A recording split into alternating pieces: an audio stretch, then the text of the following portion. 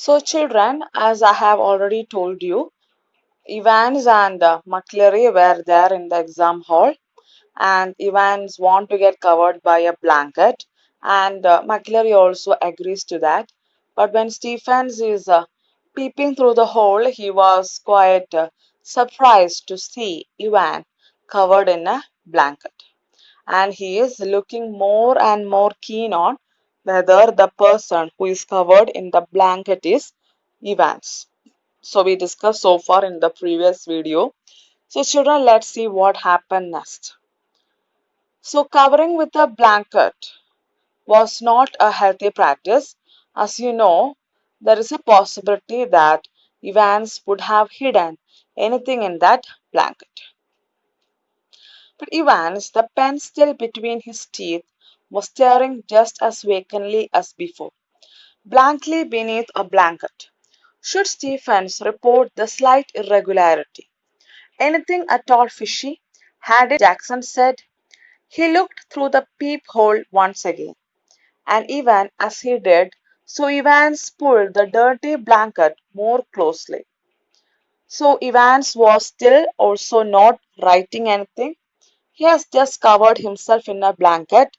Now Stephens was feeling confused whether he should report this irregularity to Jackson, because Jackson has told him to inform any irregularity. Now you have the picture of frowning. Okay, you see Stephens frowned. Okay, that is how you frown. Okay. Now he looked through the peephole once again, and even as he did so, Evans pulled the dirty blanket more closely to himself. Was he planning a sudden Batman leap to suffocate McCleary in the blanket? Don't be daft.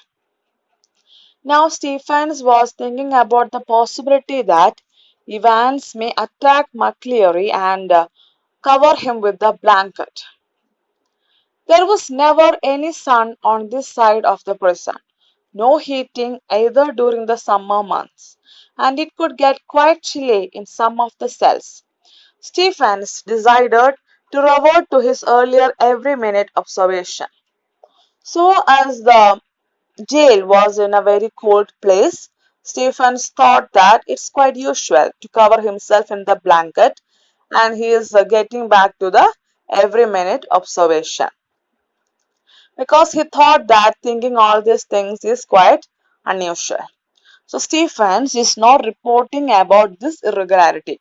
What is the irregularity? He saw Evans covered himself in a blanket.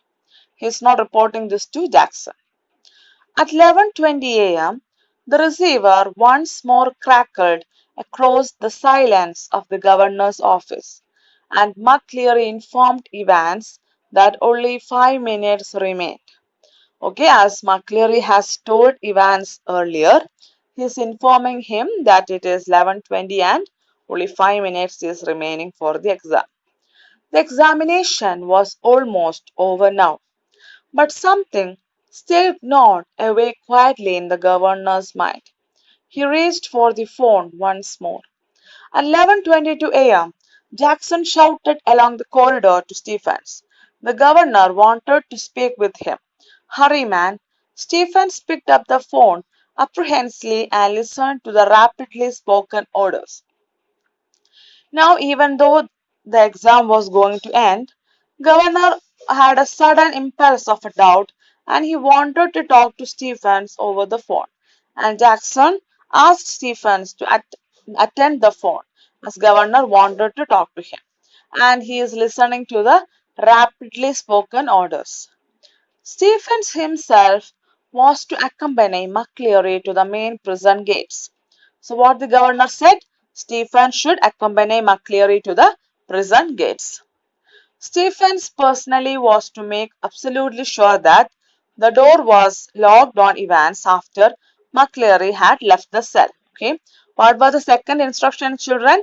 Stephens should make sure that the cell is locked after McCleary leaves the room. Okay, you should lock Evans thoroughly and leave. Understood? Yes, understood. At 11:25 a.m., the governor heard the final exchanges. Okay, the final conversations happened in the room at 11:25 a.m. So far the governor had been so keenly listened to all the conversations that is happening in the room through that communication device. So at 11:25 a.m., as it was told, the exam was over. Okay, children? So far no problems occurred in the cell. Everything happened as per the instructions and advice of governor, and everything is okay so far. So who was supposed to accompany McCleary to the prison gate? Stephens. Okay, that was the instruction given by governor. And what was the second instruction? Evans should be locked properly. Okay, after McCleary left the room. McCleary, stop writing, please. Silence. McCleary, put your sheets in order and see they are correctly numbered. Again, there is silence. Now you can hear the scrapping of chairs and tables. Ivan, thank you very much, sir. All right, was it? Not too bad. Good, Mr. Stevens. The governor heard the door clang for the last time. The examination was over. Okay, now the examination was over, and with the collected answer sheets, the invigilator, Mr. McCleary, was leaving the hall. How did he get on, do you think? Asked Stephens as he walked beside McCleary to the main gates. Ouch, I can't think. He's distinguished himself. I'm afraid. His coarse accent seemed broader than ever, and his long black overcoat, reaching almost to his knees, fostered the illusion that he had suddenly grown slimmer. Stephens felt pleased that the governor had asked him and not Jackson to see McCleary off the premises. And all in all, the morning had gone pretty well. But something stopped him from making his way directly to the canteen for a belated cup of coffee. He wanted to take just one last look at Evans. It was like a program he had seen on TV about a woman who could never really. So now McCleary was accompanied to the prison's gates by Stephens, and as he was moving out, he found something is different about McCleary. It was not the McCleary that he saw in the beginning, and his accent was also a little bit changed. Anyways, he was feeling quite privileged that the governor asked him to take McCleary and not Jackson and all, and he was on his way to have a cup of coffee, but suddenly he wanted to have one last look at Evans. It was like a program he had seen on TV about a woman who could never really convince herself that she had locked the front door when she had gone to bed. Often she had got up 12, 15, sometimes 20 times to check the bolts, okay? So he was not sure whether he has logged him properly. That is what is said. Now Stephens is going back to see whether he had logged Evans properly. He re-entered D wing. Okay, D wing is the block in which there was Evans' cell. Okay, you should learn this now name of the block and all those things. It may come for MCQ questions, children. He made his way along to Evans' cell and opened the peephole once more. Oh no, Christ, no! There, sprawled back in Evans' chair was a man. Okay, now when he entered Evans' cell, he couldn't believe his eyes. There was a man. For a semi-second, Stephens thought it must be Evans. A grey regulation blanket slipping from his shoulders. Okay, so he was quite startled when he reached Evans' cell. He definitely saw a man sitting in Evans' chair, but was that really Evans? There's a suspense ruling over there, okay, children? So, as I have told you in the beginning of the chapter, you have a lot of surprises, turns, and twists in the story. Now, let's see. And the person was sitting like this, okay? He was quite like a fainted mode and all, he was sitting. The only thing was that he was, and a blanket was slipping from his shoulders, okay? The shoulders was covered with a blanket by Evans, no? Now the blanket was slipping down. His closely cropped, irregularly tufted hair awash with fierce red blood, which had dripped already through the small black beard and was even now spreading horribly over the white clerical collar and down into the black clerical front. Now what happened? A person was sitting there in the chair and he was bleeding. Stephen shouted wildly for Jackson, and the words appeared to penetrate the curtain of blood that veiled McCleary's ears, for the minister's hand felt feebly for a handkerchief from his pocket, and held it to his bleeding head, the blood seeping slowly. Now what happened? Actually, it was McCleary in the chair. Okay, Stephens is getting the idea that it was McCleary. Was it really McCleary or not? That we will come to know in the end. So Stephens is getting the idea that McCleary was there in the chair and his head was bleeding. And he was searching for his handkerchief from his pocket to stop the bleeding. He held it to his bleeding head, the blood seeping slowly through the white linen. He gave a low moan and tried to speak, but his voice trailed away, and by the time Jackson had arrived and dispatched Stephens to ring the police and the ambulance, the handkerchief was a sticky, squelchy wood of cloth. Now, by the time Stephens had called Jackson, Jackson arrived and he has arranged the police to ring, okay, to have a very tight security so that Evans will not escape. McCleary slowly raised himself, his face twisted tightly with pain. Don't worry about the ambulance, man. I'm alright. I'm alright. Get the police. I know. Where he? He closed his eyes and another drip of blood splashed like a huge red raindrop on the wooden floor. His hand felt along the table, found the German question paper, and grasped it tightly in his blood-stained hand. Now McCleary was saying that he is all right. Don't worry about him. Go and get Evans. When he was saying this, a big drop of blood was coming from his head. Now his hand was searching for that German question paper.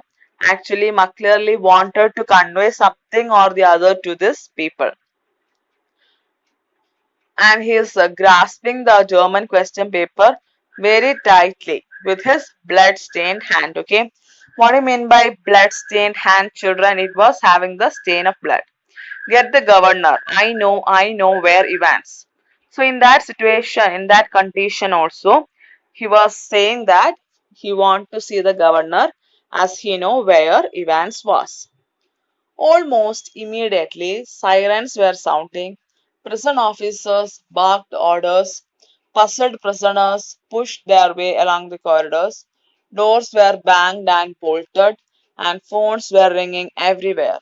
So there was a chaos in the prison because a prisoner has made his escape. So you can see the prison officers were barking orders, okay, shouting, and the prisoners were puzzled. They don't had any idea what happened. And within a minute, McCleary, with Jackson and Stephens supporting him on either side, his face now streaked and caked with drying blood, was greeted in the prison yard by the governor, perplexed and grim. Okay, so when Jackson and Stephens was carrying Mr. McCleary to the prison gate, the governor was there and he was looking confused and serious. We must get you to hospital immediately. I just don't. Yeah, I called the police. Yes, they are on their way, but I'm all right. I'm all right. Look here. Awkwardly, he opened the German question paper and thrust it before the governor's face. It's there. Do you see what I mean? So the McCleary is giving the German question paper to governor, and he wanted him to have a look at that question paper. So we want to know what was the clue that was hidden in the question paper. The governor looked down and realized what McCleary was trying to tell him. A photocopied sheet was attached to the question paper. Okay, children, so what was there along with the question paper? Yes, there was a photocopied sheet was stuck. Okay, it was maybe stick with the gum or what. It was there along with that question paper. A photocopied sheet had been carefully and cleverly superimposed over the last originally blank page of the question paper.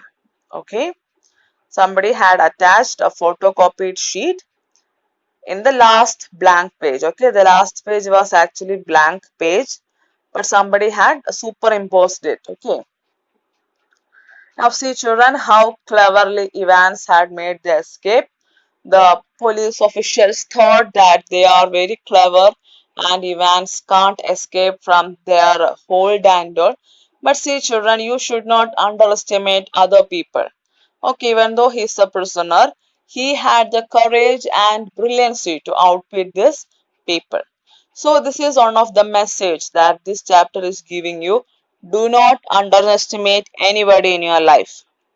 Okay, children. So here the prison officials had underestimated Evans. And that's the reason how Evans was able to make a super escape, I should say. Okay, children. So here McClearly is doing whatever is possible by him in order to catch Evans. And he is handing over the German question paper, which was having a photocopied paper attached to the end. You see what they have done, Governor. You see. His voice trailed off again, as the governor, dredging the layers of long neglected learning, willed himself to translate the German text before him. So you have the German text over there. And what is the meaning? We will read that. You must follow the plan already something. The vital point in time is 3 minutes before the end of the examination. But something. Don't hit him too hard. Remember, he's a minister and don't overdo the Scots accent when a fast approaching siren wailed to its crescendo. The great doors of the prison yard were pushed back, and a white police car squealed to a jerky halt beside them. So, children, what happened? The governor was trying to read that what was written in the back of the German question paper. Actually, that was the instructions of what should be done. And the instruction also said that he should leave by 3 minutes and he shouldn't hit hard because McCleary was a priest. And he should not say use Scottish accent. Detective Superintendent Carter swung himself out of the passenger seat and saluted the governor. What the hell is happening, sir? And turning to McCleary, Christ, who has hit him? Now, who is coming there? We have another character. It is Detective Superintendent Carter. He had been called by the governor to investigate the case. And he was very much shocked to see the bleeding person, McCleary. But McCleary cut across whatever explanation the governor might have given. As Speedway officer, I know where Evans. He was breathing heavily and leaned for support against the side of the car, where the imprint of his hand was left in tarnished crimson. In bewilderment, Carter looked to the governor for guidance. What? Take him with you. If you think he'll be all right, he's the only one who seems to know what's happening. Now McCleary was repeating the same statement that he knew where Evans went. Now Carter is looking at Governor for the guidance and Governor is ordering him to take McCleary along with him because he's the only one who knows where Evans is. Now Carter opened the back door and helped McCleary inside. And within a few seconds, the car leaped away in a spurt of gravel. Now Carter is obeying the order of governor and he is taking McCleary and leaving from that site. Elsfield Way, McCleary had said, and there it was, staring up at the governor from the last few lines of the German test. From Elsfield Way drive to Headington. Okay, now he was giving a flow chart, okay, where to go and all those things. Where, yes, of course, the examinations board was in Elsfield Way, and someone from the board must have been involved in the escape plan. From the very beginning, the question paper itself, the correction slip. Now the governor was thinking about who made the real confusion, and his doubt is going straight to the examinations board because it was having its office in Elsfield Way. and he's thinking about the correction slip. Maybe it had given the escape plan for Evans. Now the governor turned to Jackson and Stephens. I don't need to tell you what's happened, do I? Now governor was asking the explanation to Jackson and Stephens regarding what has happened, and his voice was sounding not that pleasing. Yes, he was very much angry with Jackson and Stephens because after this much arrangement, this much high security and supervision, how Evans managed to make such an escape was a big question mark before governor. Now the governor was in search of the correction slip. Okay, so why he had chosen for a German exam is something very important. And his voice was almost calm in its scathing contempt. Governor was feeling so much disappointed in his voice. And which one of you, two morons, was it who took Evans for a nice little walk to the main gates and waved him bye-bye? It was me, sir, stammered Stephens. Just like you told me, sir, I could have sworn. What? Just like I told you? You say what the hell? When you rang, sir, and told me to, when was that? The governor's voice was a whiplash now. You know, sir, about 20 past 11 just before. You blithering idiot, man. It wasn't me who rang you. Don't you realize? But what was the use? He had used the telephone at that time, but only to try unsuccessfully once more to get through to the examinations board. So actually it was not governor who has called Stephens, it was somebody else, and the governor understood that Stephens was fooled by someone. He shook his head in growing despair and turned on the senior prison officer. As for you, Jackson, how long have you been pretending you have got a brain, Well, I'll tell you something, Jackson. Your skull is empty, absolutely empty. It was Jackson who had spent 2 hours in Evan's cells the previous evening, and it was Jackson who had confidently. Now, as you know, children, from the previous day, Jackson was there with Evans and he was under his supervision. And he said there is nothing unusual regarding Evans. And now he is saying that Jackson is really empty headed. He just pretend to have a brain. Actually, he is calling him so stupid, okay, children. After spending 2 hours in Evans' cell the previous evening, it was Jackson who had confidently reported that there was nothing hidden away there. Nothing at all. And yet Evans had somehow managed to conceal not only a false beard, a pair of spectacles, a dog collar, and all the rest of his clerical paraphernalia, but also some sort of weapon with which he had given McCleary such a terrible blow across the head. Even though Jackson had said that there was nothing in Evans' room, still Evans was able to get a false beard, a pair of spectacles, a dog collar, and the rest of the clerical uniform, and also a weapon with which he has hit the head of McCleary. A prison van backed alongside, but the governor made no immediate move. He looked down again at the last line of the German. To the Headington roundabout, where you go straight over and make your way to Neugraben. Neugraben, where on earth? Knew something, new grave, never heard of it. There was a war grave somewhere near Reading. But no, it was probably a code word.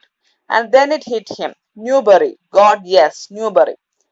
Okay, and as he was interrogating Jackson and Stephens, a prison van was back and he is not noticing the prison van.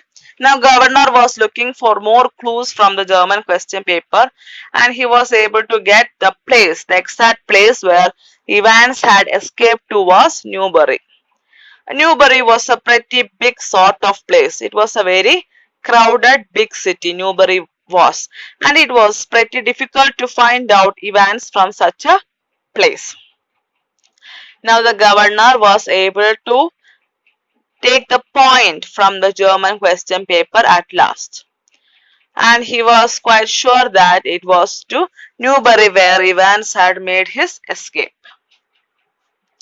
Now he was thinking about the possibilities of catching Evans because it has been a prestige issue for him.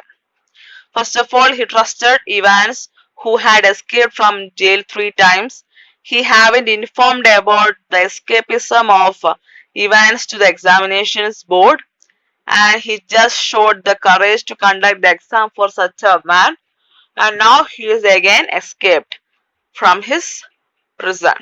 So it was just a prestige issue for governor, and he wanted to catch Evans at any cost. Now he was making plans to catch Evans, and he is purely blaming Jackson and Stephens for the escape of Evans because Jackson haven't thoroughly checked the cell of Evans, and Stephens also haven't checked Evans properly after the exam. He rapped out his orders to the driver. St. Aldate's police station and step on it. Take Jackson and Stephens here, and when you get there, ask for Bell. Chief Inspector Bell. Got that? He leaped the stairs to his office 3 at a time, got Bell on the phone immediately, and put the facts before him. We'll get him, sir, said Bell. We'll get him with a bit of luck. Now he is moving on to the next chief inspector, and it was Bell. And he is rushing to the office, and he said him immediately to catch Evans. The governor sat back and lit a cigarette. You gods, what a beautifully laid plan it had all been. What a clever fellow Evans was, careless leaving that question paper behind. But then they all made their mistake somewhere. Now Governor was thinking that, yes, indeed Evans was very clever. But he was so foolish to leave that question paper here and go, isn't it? If the officials get that question paper, it will be easy for them to catch him, isn't it? But then they all made their mistakes. Okay. Now he is again blaming himself that it is all their mistake. That they had given such a provision, such a chance for Evans to make such a great escape. Okay. And he was sitting and he had lighted up a cigarette and he was lost in the thoughts. They all made their mistakes somewhere along the line. Well, almost all of them. And that's why. Now, governor said that there's a mistake. Governor made the mistake. Stephens, Jackson, McCleary all had made mistake. Well, almost all of them. And that's why very, very shortly, Mr. Clever Evans would be back inside doing his once more. The phone on his desk erupted in a strident burst, and Superintendent Carter informed him that McCleary had spotted Evans driving off along Elsfield Way. They had got the number of the car all right and had given chase immediately, but had lost him at the Headington roundabout. He must have doubled back into the city. Now at that point, he is having a phone call from Carter saying that they were able to follow him only up to Headington roundabout. Now they don't have any idea where he went. Maybe there is a possibility that he had come back to the city, losing his way and all. No, said the governor quietly. Now he is on his way to Newbury. He explained his reasons for believing so and left it at that. It was a police job now, not his. He was just another good for a gullible governor, that was all. Now he is sharing his doubts with him that he had left Newbury, and he is explaining his reasons also. And he said that it is the job of the police now, not the governor. By the way, Carter, I hope you managed to get McCleary to the hospital all right. The governor is inquiring about how McCleary is, whether had been admitted to hospital as well. And Carter replied that yes, McCleary is in Radcliffe now.